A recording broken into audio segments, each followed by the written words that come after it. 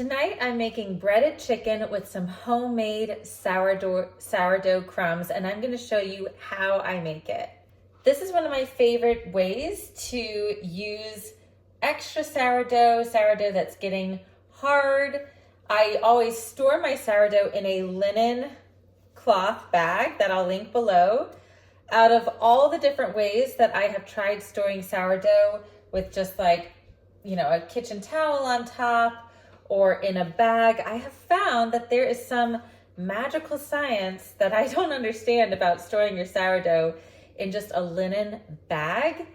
And in this linen bag, it could stay soft for a solid 4 days, which is pretty great for sourdough. But tonight I'm making dinner and I want to make my own breadcrumbs. And I like to make my own breadcrumbs because one, it's really easy with this leftover sourdough and it's about to get hard. But also there's a bunch of weird ingredients in commercial breadcrumbs at the grocery store that I want to avoid, like seed oils or names of ingredients that I can't pronounce. And in this house, if I can't pronounce the ingredients, it's likely not going to be good for me unless it's a botanical name, because I can get those. Before I get into the secrets of how I make my homemade sourdough crumbs for breading anything, chicken or anything that you want to fry, make sure to subscribe to my channel for more healthy homesteading content. Now, usually once I get to this size here, just for safety and it's easier to cut, I'm going to cut it this way. And then I'm going to make smaller pieces.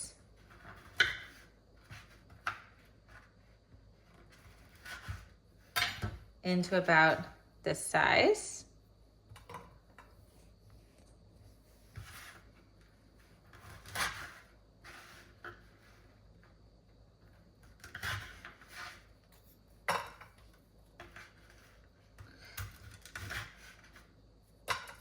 Don't forget to get all those crumbs from the board up in there. Now I've got a full 9x12 tray. Maybe a little bit bigger. This is like a Pyrex baking dish. And this will give me enough breading for like 1 to 1.5 pounds of chicken. Now at this step, you could just freeze these, and I usually freeze them in like these big silicone bags if you want to bake them and get them nice and crispy later. Or since I'm gonna make it tonight, I'm gonna show you exactly what to do if you don't have freezer space or if you wanna just get right to it. Sometimes I might not have enough sourdough to make this meal, or I just want to use the very ends and collect a bunch of sourdough cubes until I have enough to make a bunch of breadcrumbs. And so I'll just store them in the freezer until I'm ready. But at this point, I'm gonna bake them at 350, and I'm just gonna check on them and rotate them because I want them to turn nice and crispy and dried out. So I'm essentially like flash dehydrating them really quickly, and then I'll show you the next step.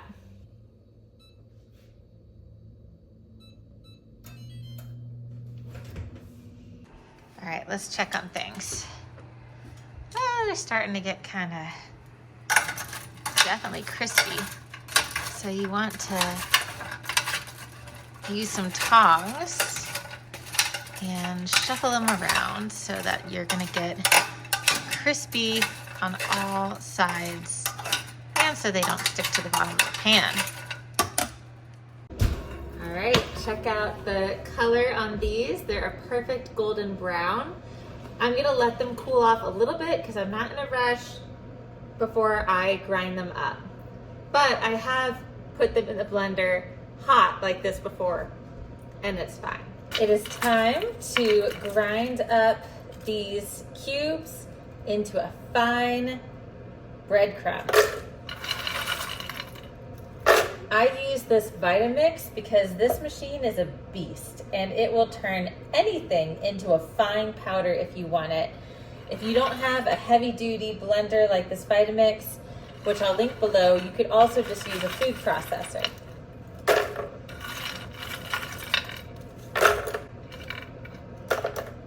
Every little crumb counts.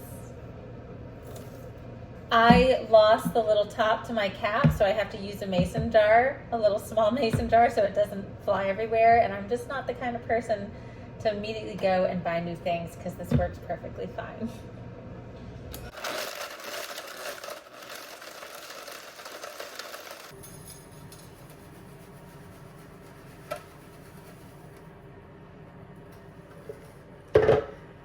Check out that fine breadcrumb texture. So once you have this ground up, you can save it like this. You could also save it in the cubes and put it in a glass jar with a food grade desiccant packet or an oxygen absorber, and it can stay on the shelf as is. I'm going to use it tonight, and I'm going to go ahead and season mine. This part is really fun. You can add whatever seasonings you like. I do prefer to use dried seasonings. And my little combo that I do for this chicken is very simple. I sprinkle a little small fine layer of salt. I love this lemon pepper.